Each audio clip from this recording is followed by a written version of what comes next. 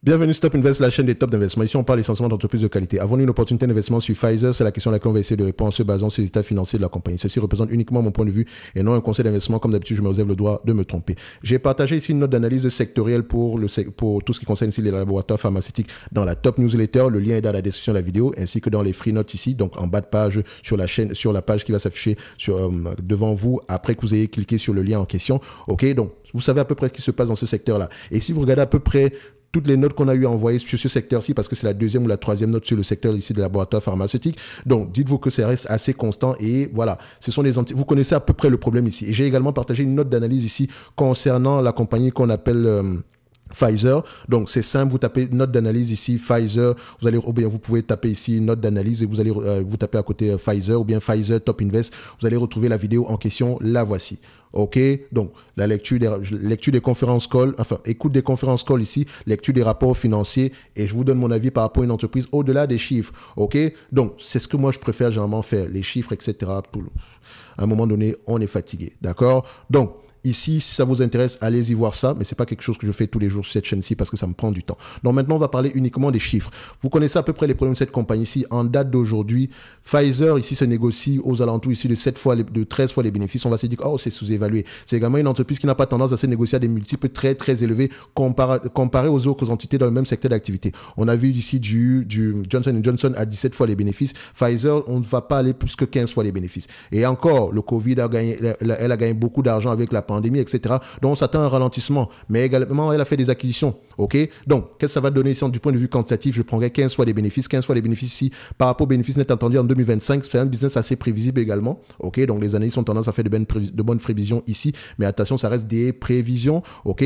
On s'attend à peu près à 3,49 $ d'ici 2025. Ça fait à peu près 52 $ ici à 15 fois les bénéfices. 52 $ moins la dette nette en date d'aujourd'hui. Il me semble qu'elle a plutôt du cash net ici. On va quand même aller vérifier. Moins la dette nette. On a une petite dette nette de 3,42 $, donc 52 moins 3,44 $ ici, donc 52 moins 3,44. On va se dire, youpi, l'entreprise est sous-évaluée, ça devrait à peu près s'échanger aux alentours de 48 $ l'action, mais attention, on est en 2025 là, parce qu'il faut déjà revenir à 3,49 $. Et entre-temps, on s'attend à souffrir cette année-ci du point de vue bénéfice net. Est-ce que du point de vue free cash flow ici, on a quelque chose de moins élevé? On constate ici que les free cash flow sont moins élevés que les bénéfices nets, donc il faut parfois faire attention ici. Donc les free cash flow attendus en 2025 sont plutôt de 2,70 $. Donc ici, au niveau des free cash flow, ils ont tendance à faire la marge d'erreur est quand même élevée. Donc 41% du temps ici se trompe, d'accord? Donc il faut faire très attention. Donc ici, si on arrive à voir même le 2,70 $ en question par rapport aux dividendes, par rapport aux bénéfices, au prix qu'on paye en date d'aujourd'hui, c'est près de 9% de rendement. OK? Et quand on paye une entreprise ici à 15 fois les bénéfices, en fait, on demande à peu près aux alentours de 6,66% de rendement. Donc, on fait 9 divisé par 6,66 dans un environnement où il n'y aurait pas de dette. Ici, ça fait 1,35. Donc, ça reste toujours assez intéressant. Mais bon, ça, ce n'est que mon avis. Maintenant, du point de vue dividende, c'est une entreprise ici, en date d'aujourd'hui, on paye le dividende avec les free cash flow. Si elle vous distribue la totalité des bénéfices nets ici en dividende, attention, il faut les ajuster. Il faut les ajuster ici par rapport, enfin, va falloir les normaliser. On va le dire comme ça. Donc, on va prendre le 2,70 $ par rapport au prix actuel. On arrivait à peu près à un prix aux alentours de combien? 9%. OK? Si elle vous distribue 80%, d'habitude, elle distribue combien en termes de pourcentage ici, dividende?